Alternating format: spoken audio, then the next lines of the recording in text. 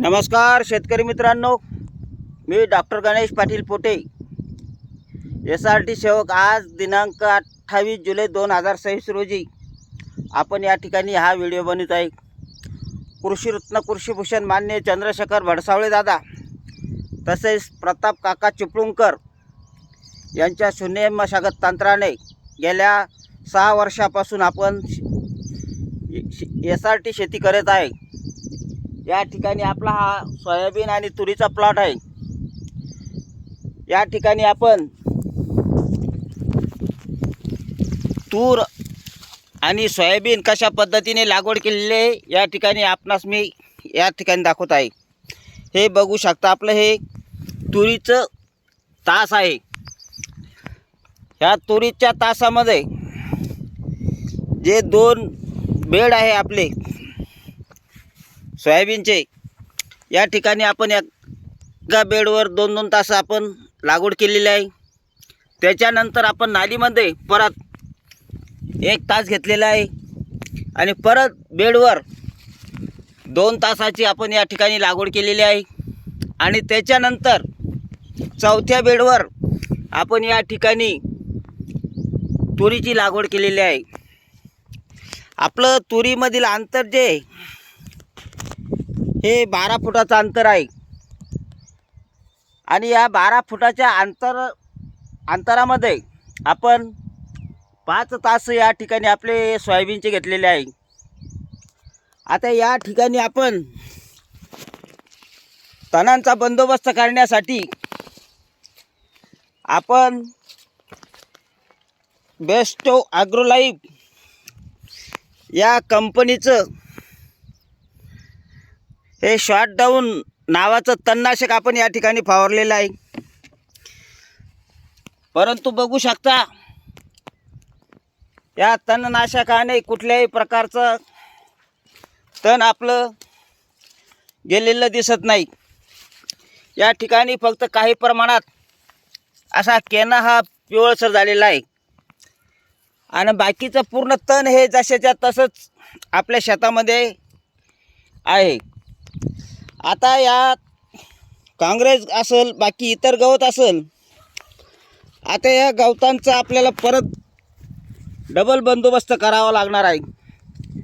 परंतु प्रभावी असे तणनाशक नसल्यामुळं आता या ठिकाणी आपण स्वीप पॉवर 100 ml आणि राऊंडअप 100 ml हे आपण या तासामध्ये आपण हुड लावून या तासामध्ये असं खालच्या खाली आपण फवारणी करणार आहे। आणि फवारणी करताना अजिबात हवा नसली पाहिजे, पंपाची स्पीड एकदम कमी प्रमाणात पाहिजे आणि आपल्या मुख्य पिकावर तणनाशक उडणार नाही याची आपण काळजी घेतली पाहिजे। आपण हे जर तणनाशक मारलं तर आपल्या शेतातील कुठल्याही कोणतंही गवत असो, तण असो, हे स्वीप पॉवर आणि राऊंडअपना पूर्ण नष्ट होणार आहे। शेतकऱ्यांना काळजी करायचं काम नाही। आता या ठिकाणी बघू शकता, असंख्य प्लॉट हे असे पिवळे झालेले आहेत आणि ज्या क्षेत्रामध्ये रब्बीमध्ये मका होती त्या क्षेत्रामध्ये असं पिवळेपणा जास्त प्रमाणात आढळून येत आहे। या ठिकाणी आता आपण कीटकनाशकाची फवारणी घेतलेली आहे। या कीटकनाशकाच्या फवारणीमध्ये आपण या ठिकाणी ॲग्री 82 स्टिकर आणि pH बॅलन्स करण्यासाठी घेतलेला आहे। त्याच्यानंतर आपण आळी थ्रिप्ससाठी प्रोफेक्स सुपर हे औषध घेतलेलं आहे।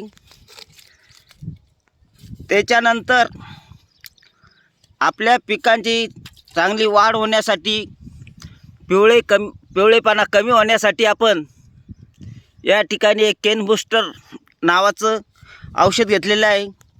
त्याच्यासोबत आपण चिलेटेल मायक्रोन्यूट्रन हे पण या ठिकाणी घेतलेलं आहे. आणि त्याच्यासोबत आपण हे 19-19 विद्राव्य खत या ठिकाणी फवारणीतून घेतलेलं आहे. अशा पद्धतीने आपली ही पहिली फवारणी आज आपण या ठिकाणी केलेली आहे. सर्व शेतकरी बांधवांना माझी नम्र विनंती आहे की आपल्या पिकांमध्ये जे काही तण झाले असतील त्या तणांना अजिबात घाबरण्याची गरज नाही. आपण शांततेनं तणनाशकांची फवारणी करावी. सर्व तण नियंत्रणात येतात. काही काळजी करण्याचं कारण नाही. या ठिकाणी बघू शकता आपण आमच्या सोयाबीनमध्ये पण प्रचंड असं तण झालेलं आहे.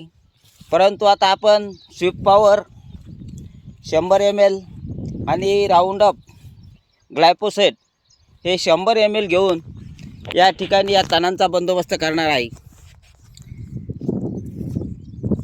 गेल्या 5-6 वर्षापासून आपण